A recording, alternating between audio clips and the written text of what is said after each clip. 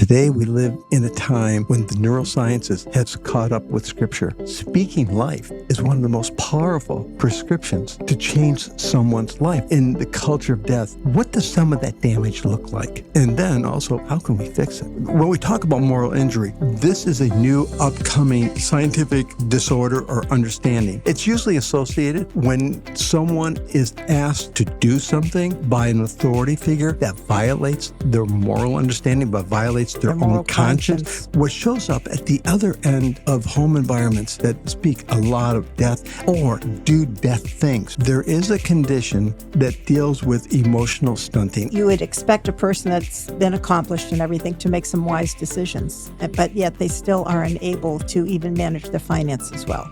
This is a person who is telling you, I have been so traumatized. Maybe this is where the hands and feet of Jesus come in. Fastest way to mature the emotions is still going to be with the life message. The power is in the character of God. That's what Jesus did. He did not come to condemn the world. He came to save us and to redeem us and to bring us back to life.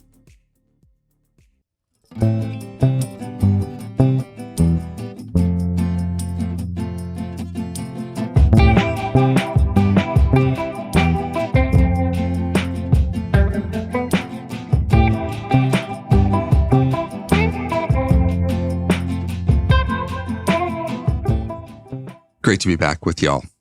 Rich and Julie Young, yes. Life Parenting Podcast. And we are excited. Gary and Anne-Marie, the founders of Growing Families, are here with us as well, talking about, again, speaking life, but in a little bit of a different twist. Yeah. Right. Yeah. So what's that journey look like for you, that speaking life journey?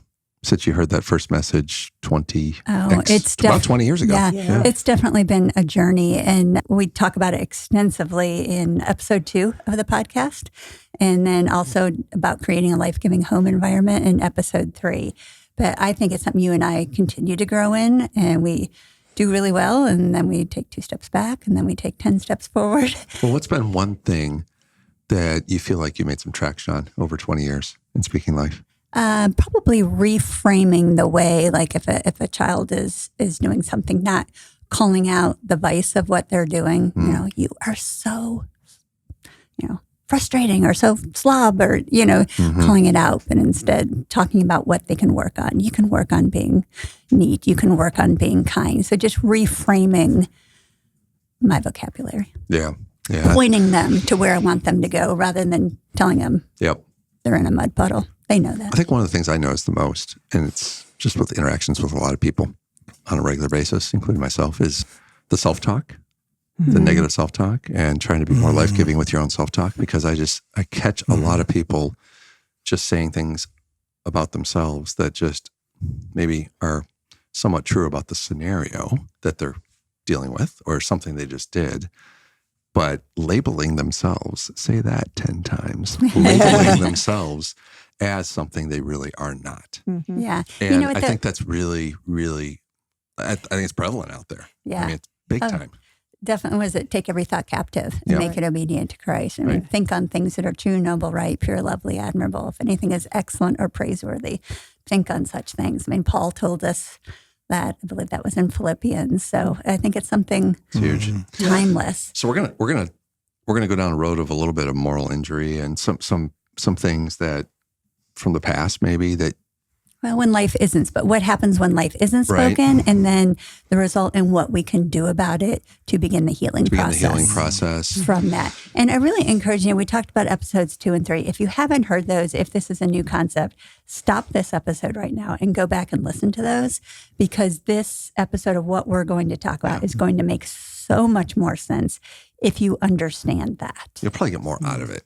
Yeah. I would think. Yeah. You'd probably get more out of it. It's not a requirement. I mean, but I would say, I think you'll get more out of it. That's probably a better way to handle it. They have to take a test and submit their answers before the second part will play. Well, I would say it would be. I don't know if I do well with that.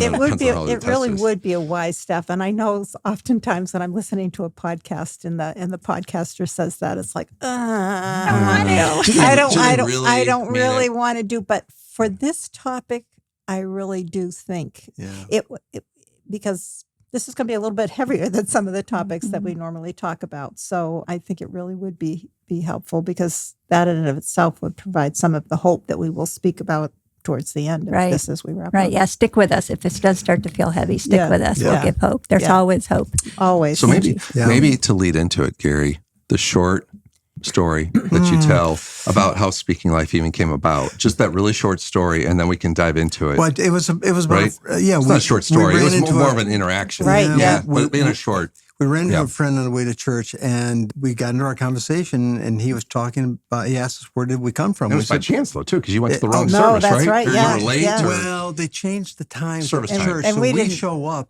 and no one's at church, That's which what is it was. very rare. Right. And they had pushed it back a half hour, Whatever. 45 minutes. And so when it was Billy Hornsby. Many of our listeners know who he is. It was a great, great man. And he said, where were you? And I said, well, I was just down in Florida at one of our church plants. And I said, to be honest with you, I just don't know. How do you plant a church one year, and then the following Easter, because that's what the season was when we were there, you have 1,300 people in that church? And I said, you have done that here. You have done that at the Somerville campus. You have done that in the Columbia campus. You somehow, when this church plants a church, these churches are just phenomenal. And they thrive. And they thrive and they grow and they become influencers in the community. And I said, what I come out of, the tradition I came out of is, look, and because I know these guys, they don't have their THMs. They don't even have their MDivs. Most of them don't even have a master's in theology or Bible. And where I come out of, if you don't have those as a minimum, you just simply don't go to church, and you don't get sent out. And if you do get sent out, usually you split the church within a year. And I said, Billy, I just don't understand it. And that's when he said to me, Rich, he said, let me explain that. Because he said, I know you're teaching. I know from the growing kids God's way, because his family had taken that. He said, the difference is this: everything we do here out of Seacoast, what Pastor Greg does, he pushes the life message from the tree of life. He says, I know your tradition. You came out of the second tree, the tree of knowledge of good and evil that leads unto death.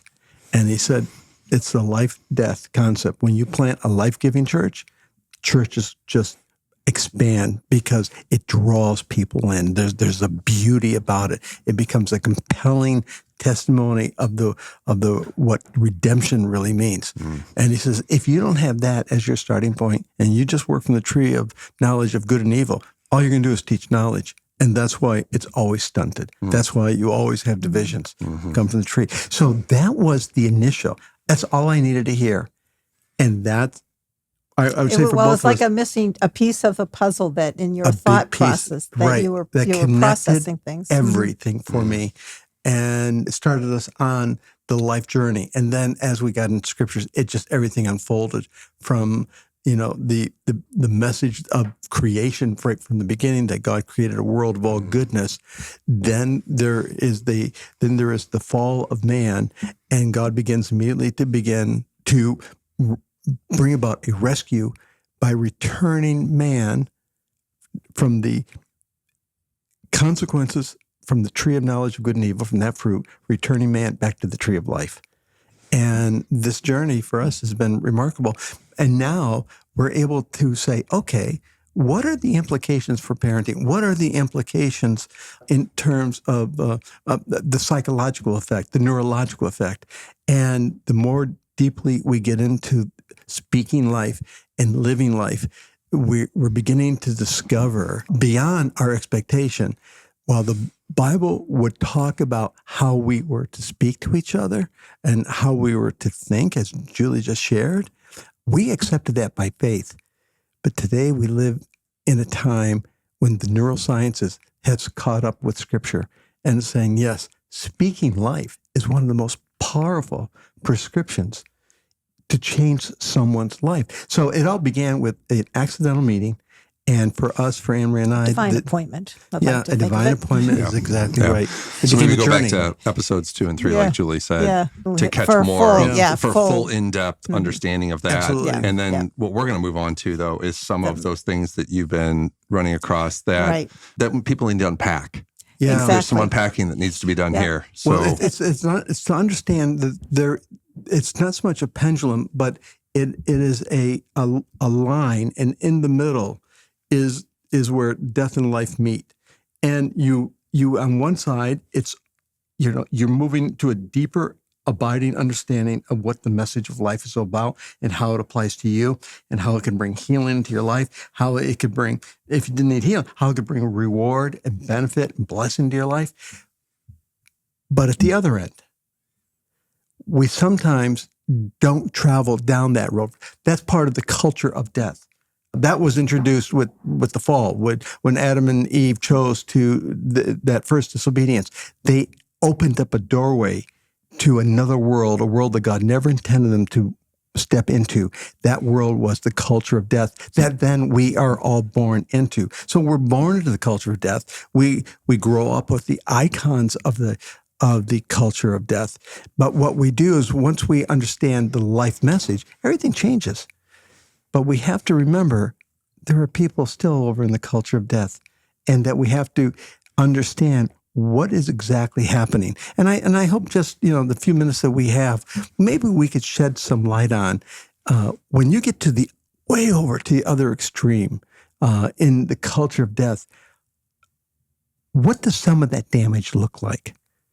And then also, how can we fix it? But I think part of what we wanted to focus on is, in a general sense, is this concept of moral injury. And let me qualify that with Anne Marie's help here. When we talk about moral injury, this is a new upcoming scientifically psychological disorder or understanding.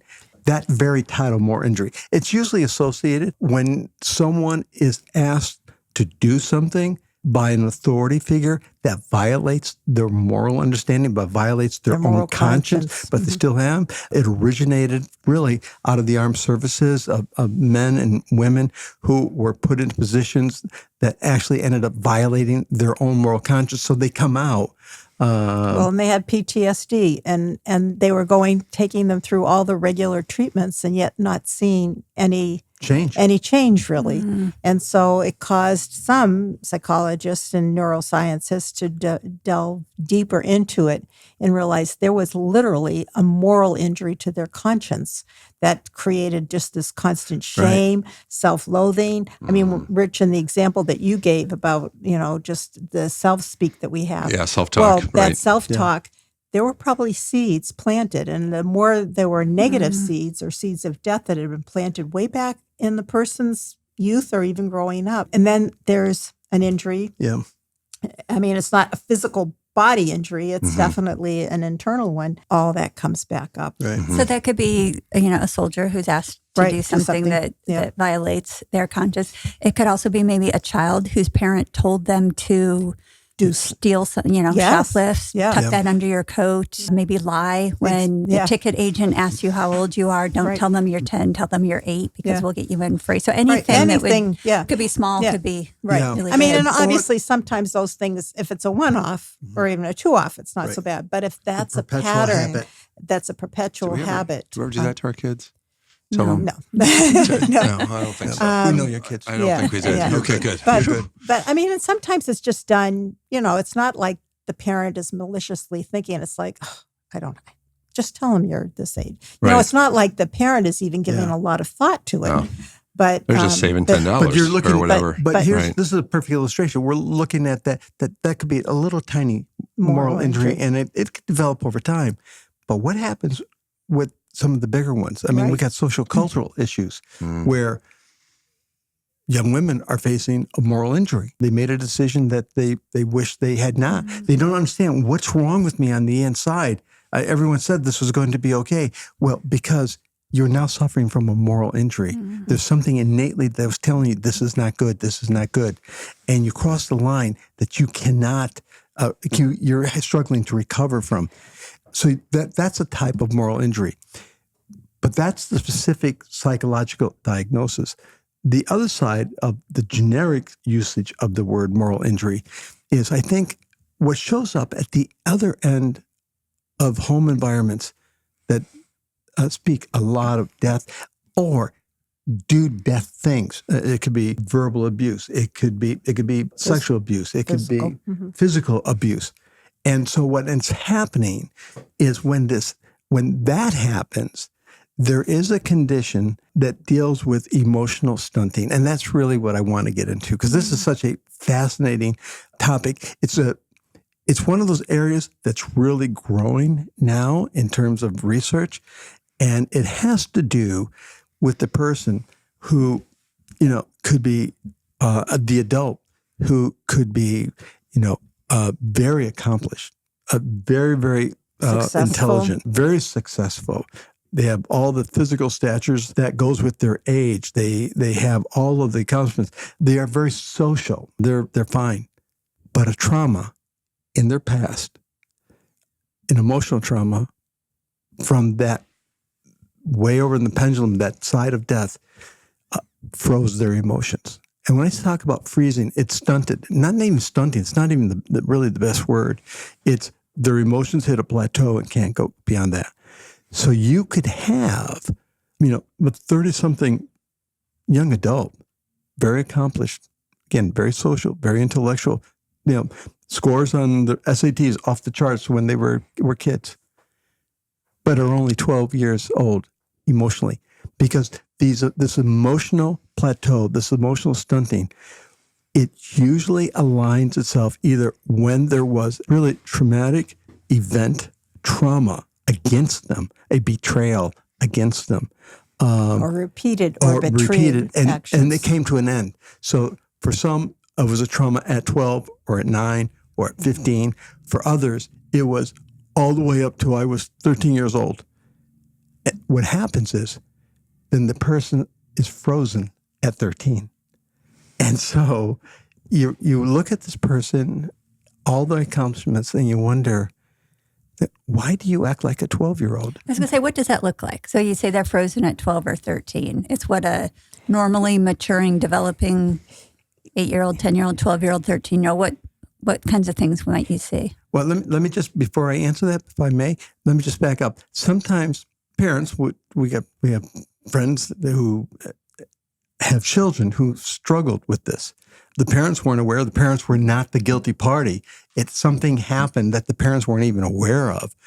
And they just couldn't figure it out, except that I have a very advanced, very smart, very successful child here.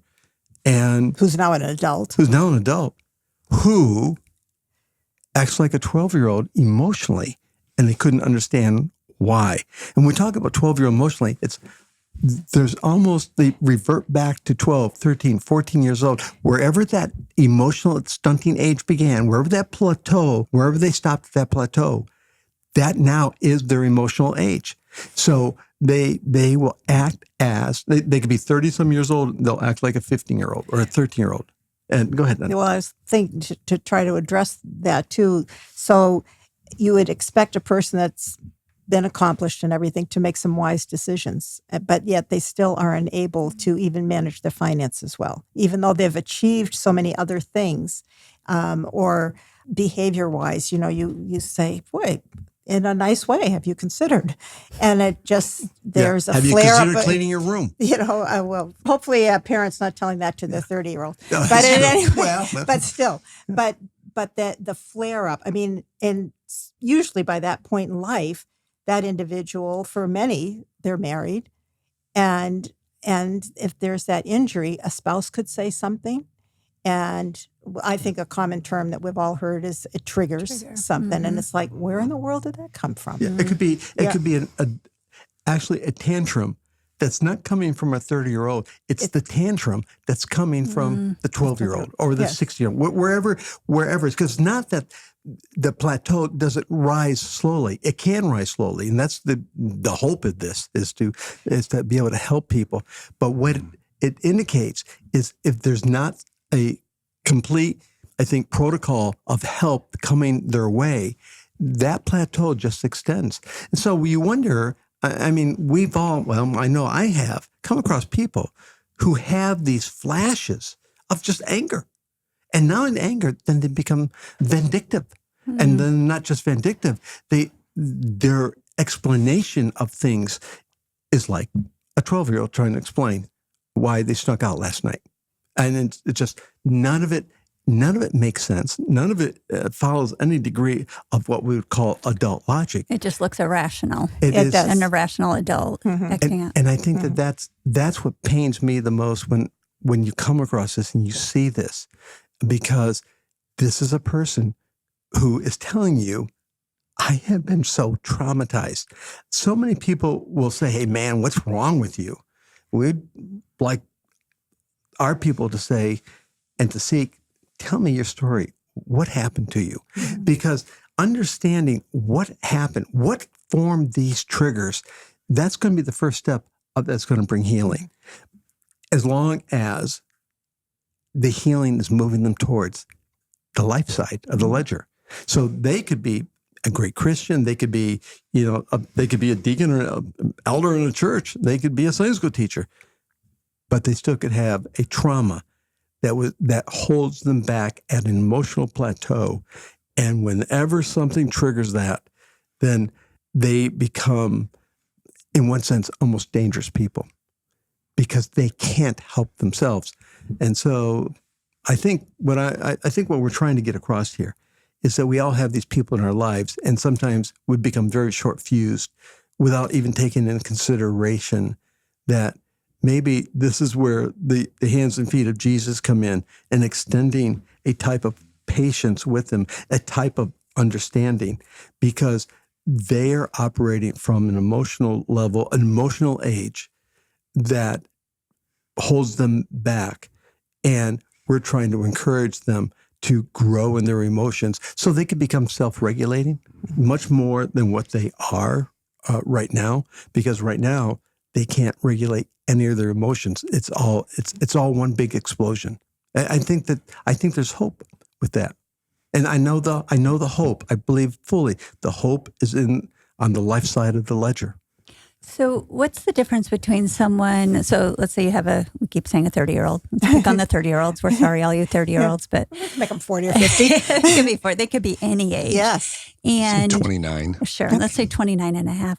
And they are not able to rationally resolve conflict. Mm-hmm. It's something that we're working really hard with our kids. Right. That when they have conflict with their sibling, that we teach them the steps. Just this afternoon, we had a wonderful example working with our two youngest boys. When you have conflict, here's how you work it out. Mm-hmm. So we have this 29-and-a-half-year-old who cannot. They're triggered by something. They cannot resolve conflict. They throw a temper tantrum.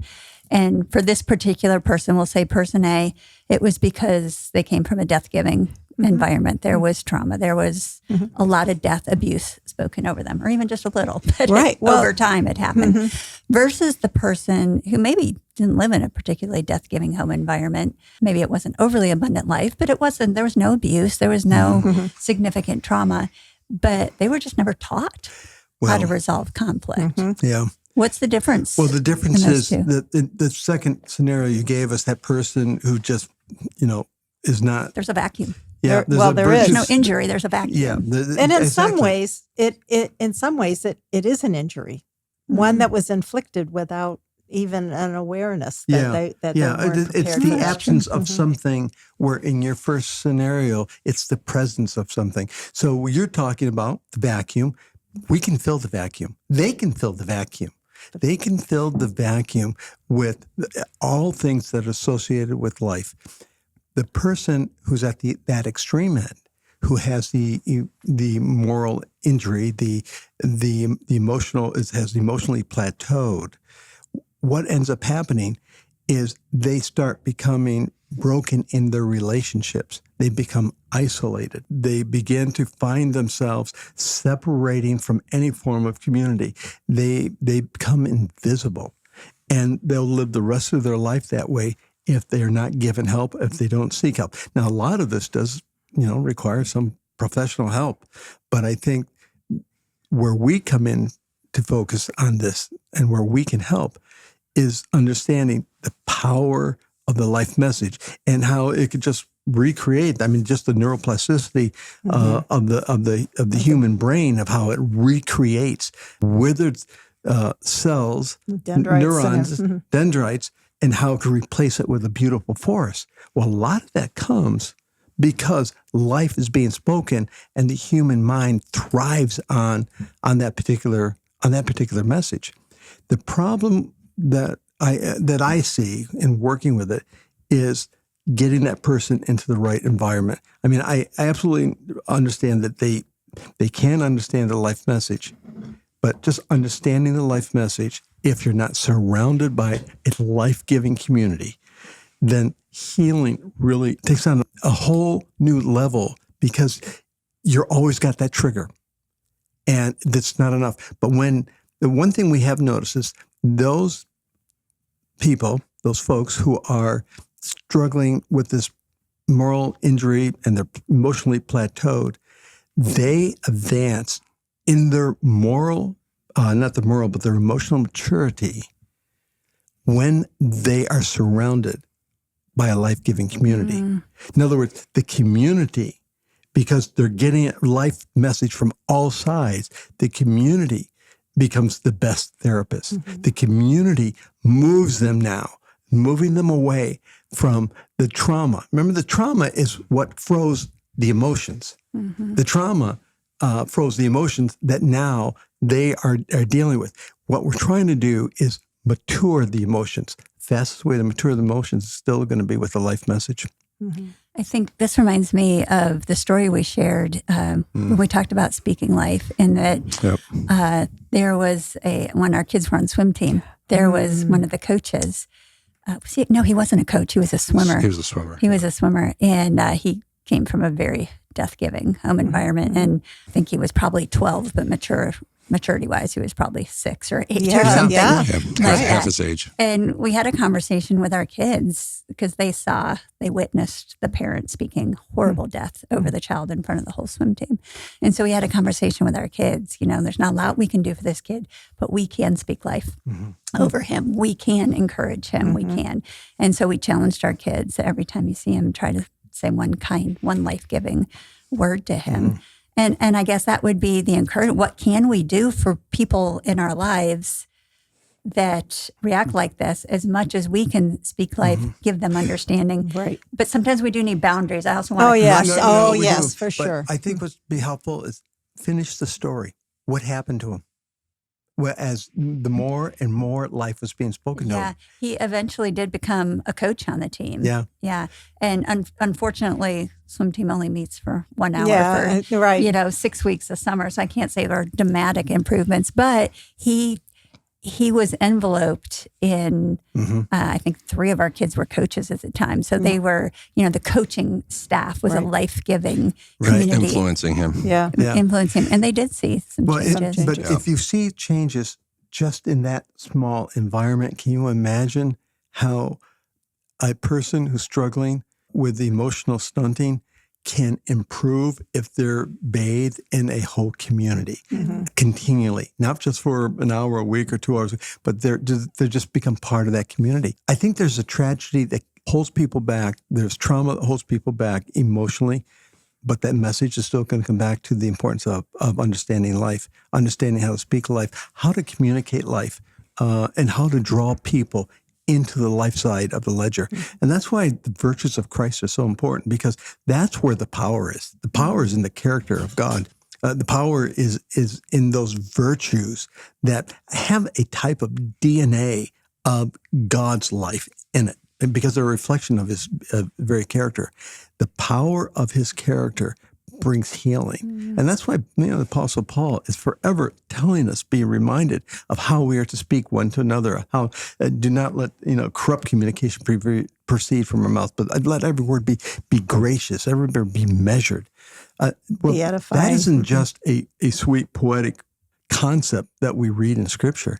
That is a life dynamic that has profound neurological implications. And it's that healing property that we can bring to those members. You had mentioned, Julie, that he's a 12-year-old who acted like a 6-year-old. Well, where we are in our communities, sometimes we don't see that kid. I mean, he does his bike rides. He got his backpack. He goes to school with your kids. We don't see everything. But I know there are already kids growing up who are struggling with this emotional plateau. Their plateau is growing very slow. And not only can the parents fix that, that's where the hope is, but we can come around and also assist in that. So. Yeah. Julie, let's just go through, Gary's and Ray are mentioning community. What are some ways people can plug into the growing families community? What are different ways that people can plug into that to start participating and getting involved in these life-giving communities? I think back to what we did. We moved to a new town. We moved to Charleston when our first and only child at the time was 3 months old. That's right. And within a year, we knew we wanted playmates for her, but we wanted nice playmates.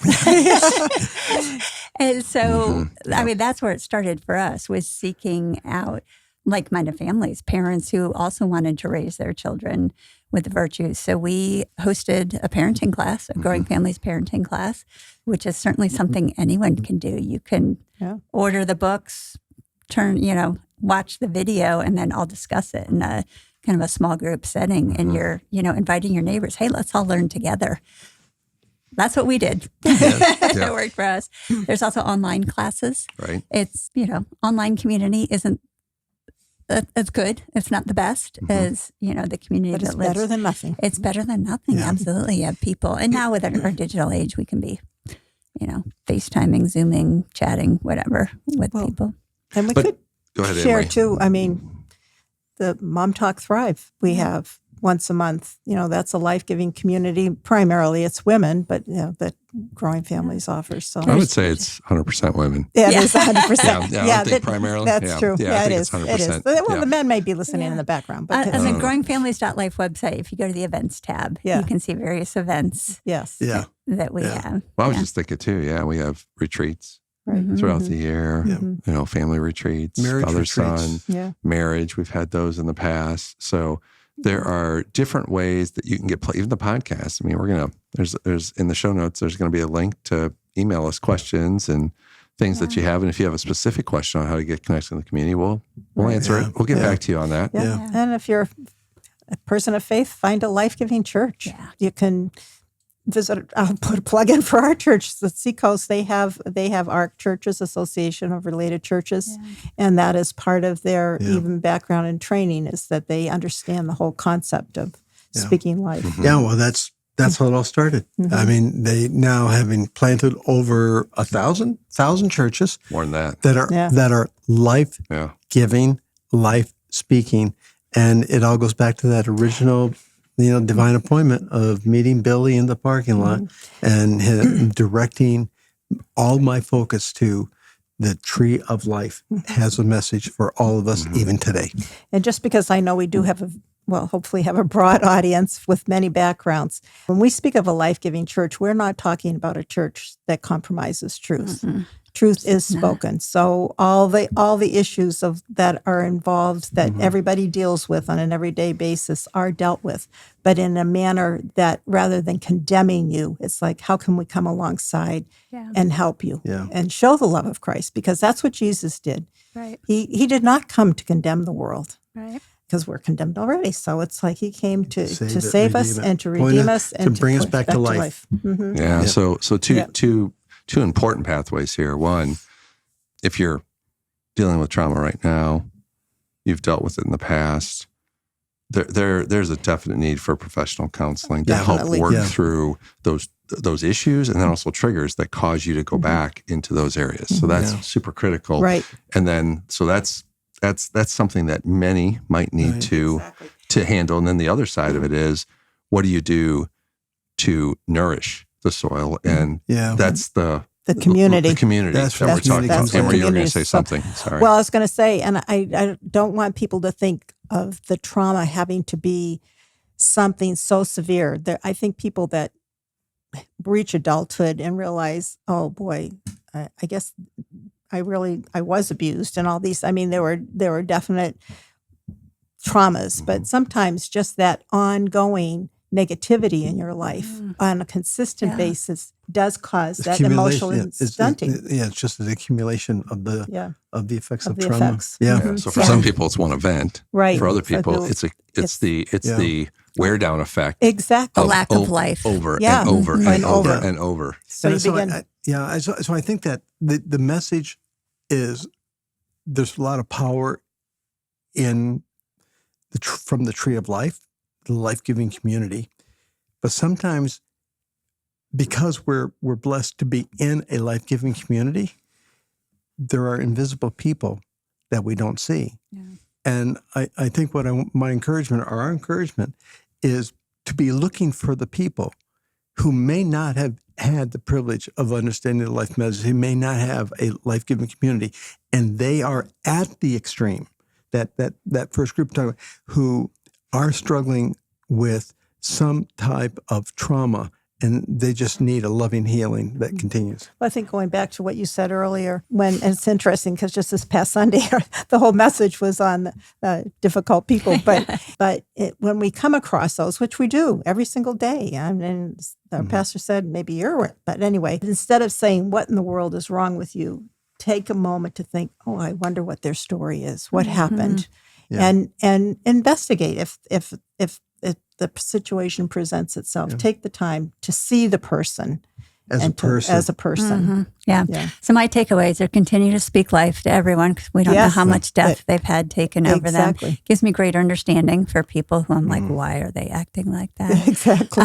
And then for us to continue to surround ourselves with a life-giving community, it's really hard to go out into the death culture and spread the word of God if we're not coming from a place of nourishment. Exactly. Yeah. Come from a place of strength. Fed as well and nourished. Yeah. Well, this is good. Thanks for listening. And thanks for being here, Carrie. Thank you for having us. They wouldn't be listening if you weren't here. Well, you have not to lots this of wisdom episode. you share Not to too. this episode. Yeah, this episode was really great. You guys added a lot of insight. Yeah, I really appreciate it. But we want to encourage people to go to the show notes for links to more information and resources, including how to find a contact mom and how to get signed up for some classes, online classes. Yeah. Life-giving classes. Very life-giving. That's right. Find us on Facebook and Instagram.